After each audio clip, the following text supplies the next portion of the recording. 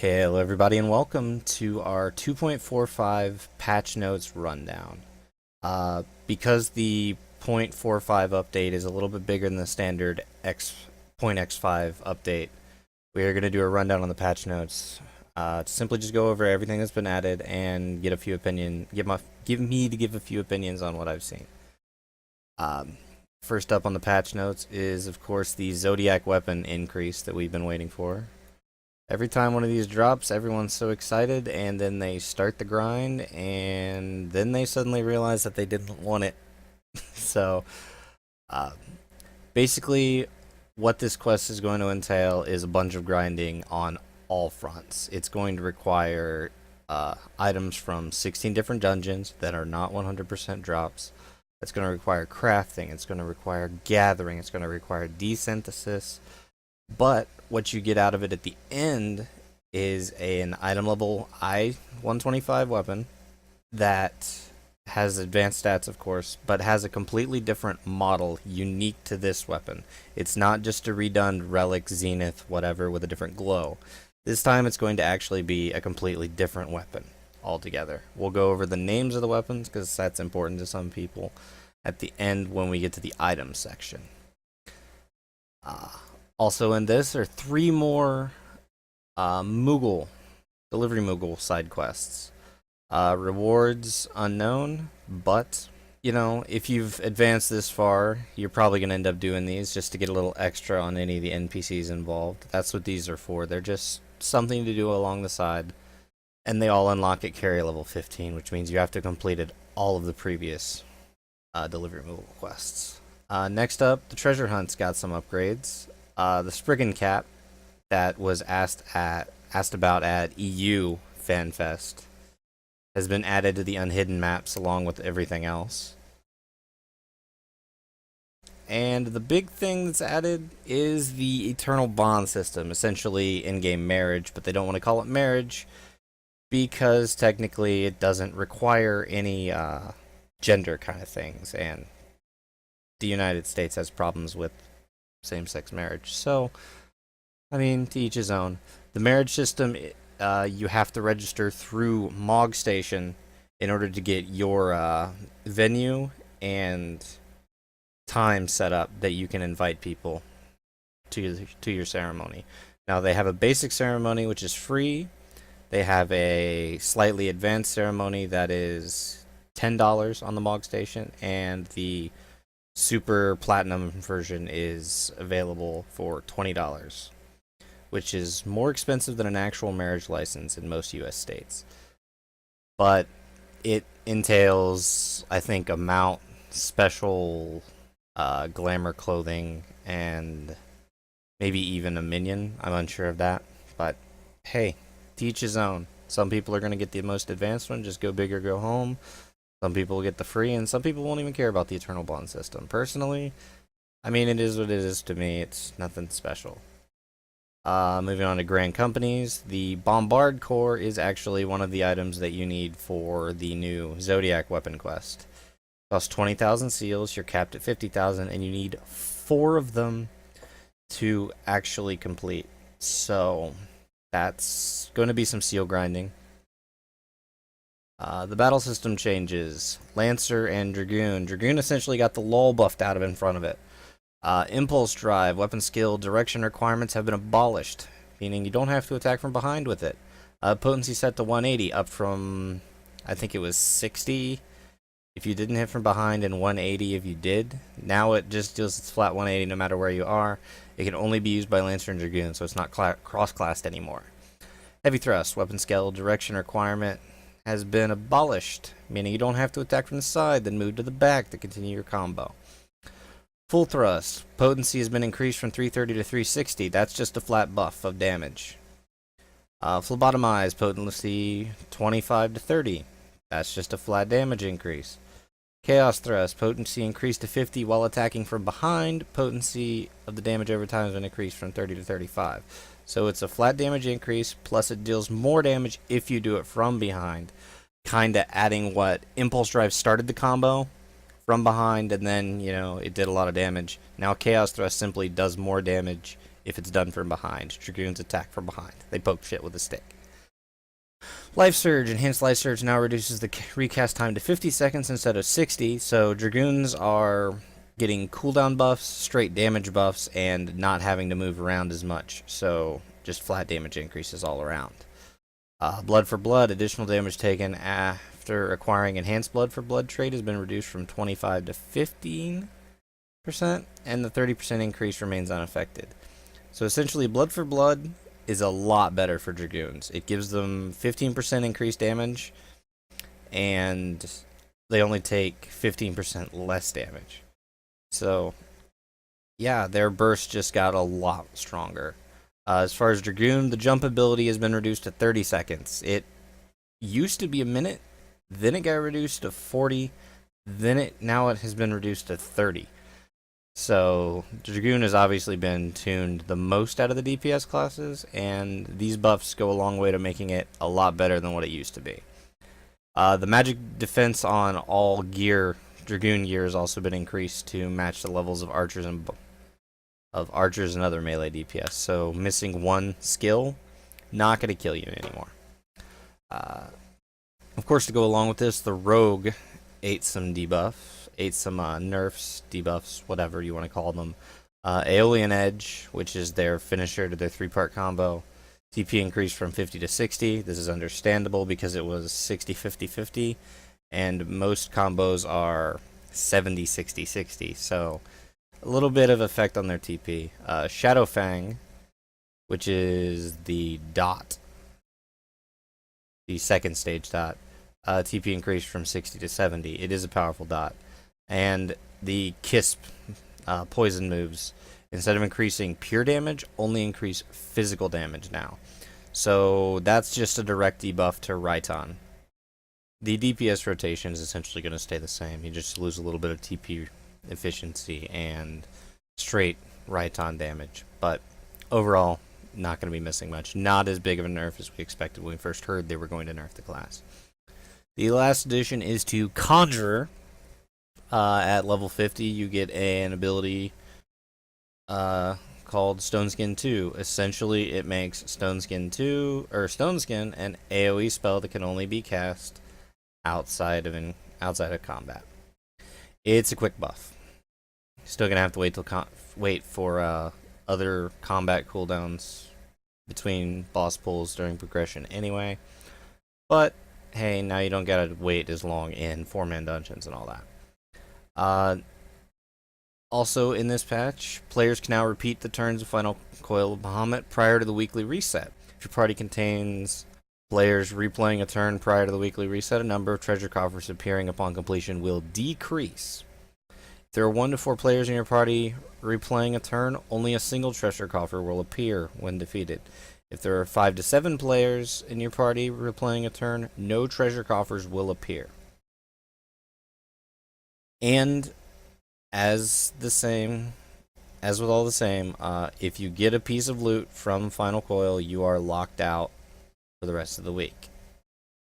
This is only on replaying coils. So if you got no loot, I assume if you get no loot for beating the coffer, you can get coffer loot going through again with people who haven't beat it.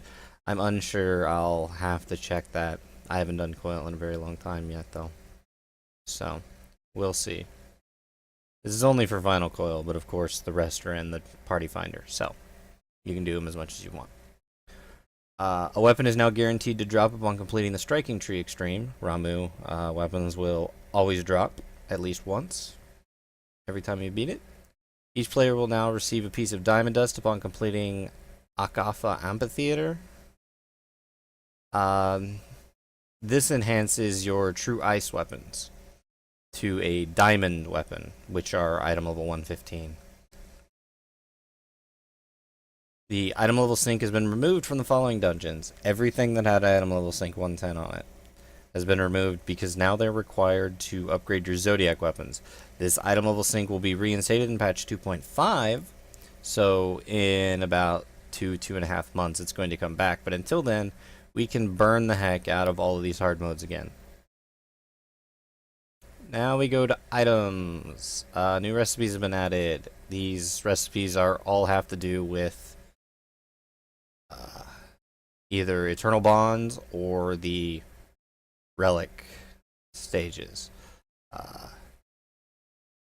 and you do need one from each of the crafts. So if you're an Omni Crafter, great. You're going to love it. If you're not, well, you're going to have to grin and bear the market price. So they gated it behind crafting. So that's just how it's going to go. Pieces of Beldian silver can now be obtained from Boarskin, Pieskin, and Unhidden Treasure Maps. The Beldian silver are required to craft these things. New items have been added to the inventory of the following NPCs. Material suppliers hired by the material supplier prevent. Sell Young Dodo Roaster and Dodo Stuffing. And Flawless Band is added to the Eternal Bond NPC. Flawless Band being the thing you can make Fieldcraft 3s out of. So now Goldsmith can get in on the fun. Items required to exchange for goods from Talon and Mardona at Revenant's Toll have been adjusted as follows. These are your artisan turn-ins for 3-star crafting. Essentially, what you used to have 50 of the one item before, you only need 8 or 10, depending. 20 for Alchemist and Frying Pan, simply because Spirits of Salt and Spicy Tomato Relish are extremely easy to make. As far as the spectacles go, it's either 4 or 5 respectively, so you have to make less of something in order to get spectacles, which is nice. It'll cut the market board price of Masterworks down to a level where a lot of more people can get Supras, which is a good thing because now the relic requires crafting. Ixali Oak Knot cost of the spring water has been reduced from 8 to 4 because, let's face it, no one was spending their Oak Knots on spring water when the sealants were just so useful and selling like hotcakes. The item Imitation Mistbeard Mask is now dyeable. This is from the Unhidden Masks. A lot of people had it, a lot of people wanted it to be dyed, so now it's dyeable. The names of the following items have been adjusted. Giant Skull and Direwolf Daggers have been changed to Cleavers. That affects absolutely nothing other than the name. The following items have changed from unique untradeable to just untradeable. All the artisan items that weren't the glasses that can now be decensed are now not unique. So you can have multiple ones in your inventory. You can make a whole bunch of stuff, turn it in, and be done there. New gathering points have been added. Eastern Lenosia, Unspoiled Rocky Outcrop, which is for Pumice, and Central Shout, Unspoiled Mature Tree, which is for Cypress Log. Both of these are for the relic. So gathering is required. Also, there are 2 fish that need to be caught for this, so it's everything. Everyone who's whined for gatherers and crafters to be important, they're now important as they are required for relic advancement. New achievements have been added. Smile High and What's Nexus. These are to complete the Zodiac quest. And the new Starlight Celebration, which is coming soon. TM. Embrace mode has been added. You can type /embrace after completing the ceremony of eternal bonding, which means you can hug the person you married. Whatever. It's cool. Now we get to the new items. Patch notes will be updated with the names of these items after an upcoming hotfix. Oh, so the newly added items have been omitted from the patch notes in previous in-game spoilers. The Zodiac quest. Essentially, the models are not in the game right now, and they will put them back in because Blue Garter likes to rip the models off, which means I can't show them to you right now. The Paladin sword turns into Excalibur. The Warrior Axe turns into Ragnarok. The Monk fist weapons turn into Kaiser Knuckles. The Dragoon Spear becomes Longinus. The Bard Bow becomes Yoichi Bow. And the Ninja Daggers become Sasuke's Blades. The Conjurer's Staff becomes Nirvana. The Lilith Rod is the new Black Mage relic. Apocalypse is going to be your uh, Summoner book, and Last Resort will be the Scholar book. While Aegis, call it what you want, will be the Paladin shield. Spriggan Cap is added. Veil of Eternal Innocence, Passion, and Devotion. Innocence is free. Passion is $10. Devotion is 20. That's the only difference. They're different colors. You can check that out on the Mog Station.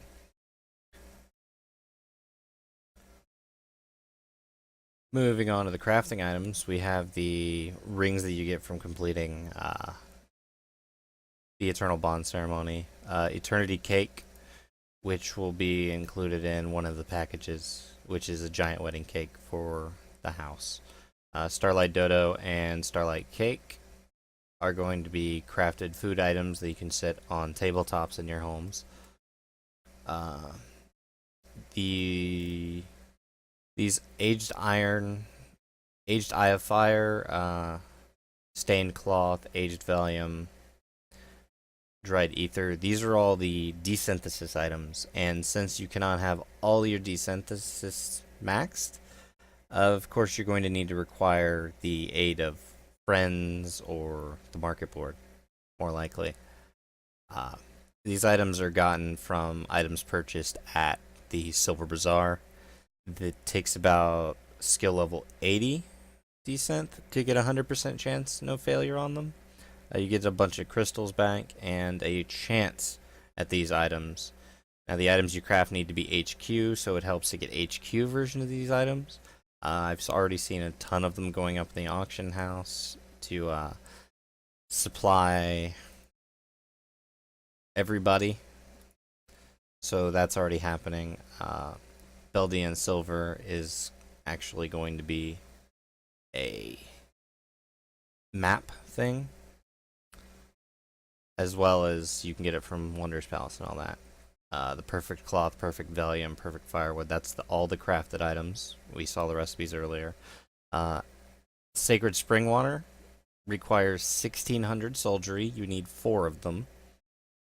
Bombard Cores require the 20,000 seals. You need 4 of them.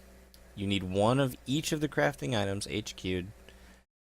And these items, Allagan Resin, Bronze Lake Crystal, Furite Sand, and there's one more that I can't think of right off the top of my head, that are actually 100,000 gil from NPC vendors.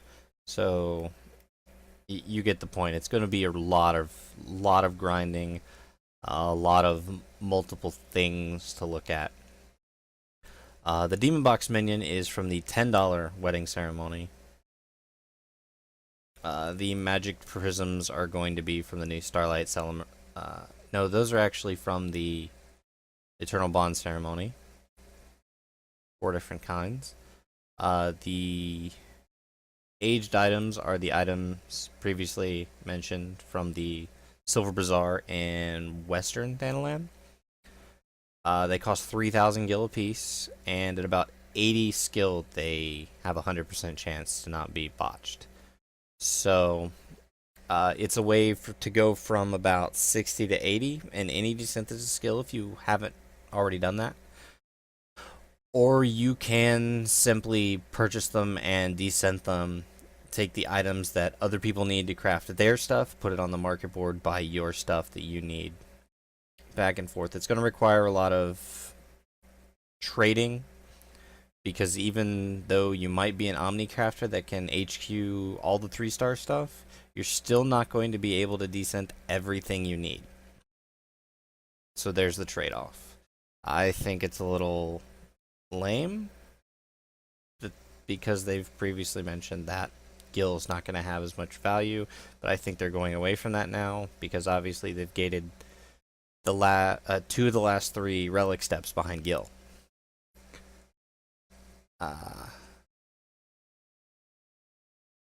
The Diamond Dust is going to be essentially the mirror from Leviathan. The imitations you actually need to invite people to your ceremonies. And the ceremony chocobo is going to be the mount that's included in the $20 package. Optional items added to the cash shop. The promises of passion, innocence, and devotion. Standard will be free. Gold is the $10 package, and devotion is the $20 package. Sweet Dream attire. Sweet Dream attire, it can be crafted. It is now in the cash shop if you want it. Reindeer suit, snowman suit, those are Starlight. No, Sweet Dream attire is the Santa suit. Yeah, my bad. Those are all Starlight celebration items that will be removed and added to the cash shop, much like the pumpkin heads and the ghost suits.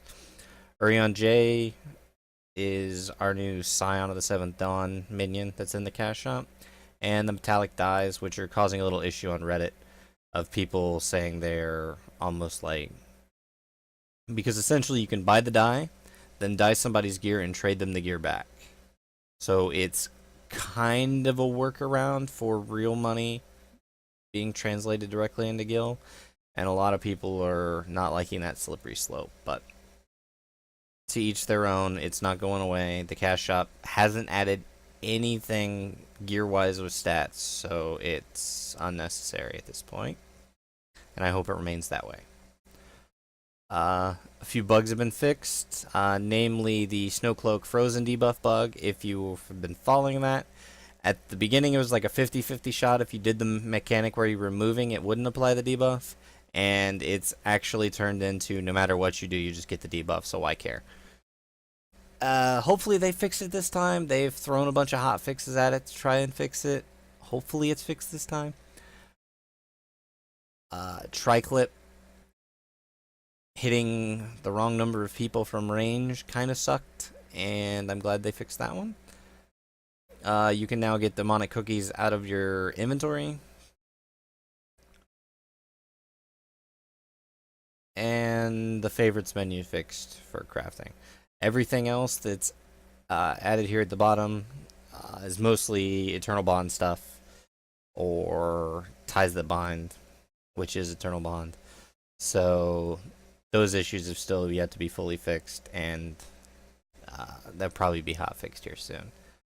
And that is it for the 2.45 notes, guys. So we get a new relic.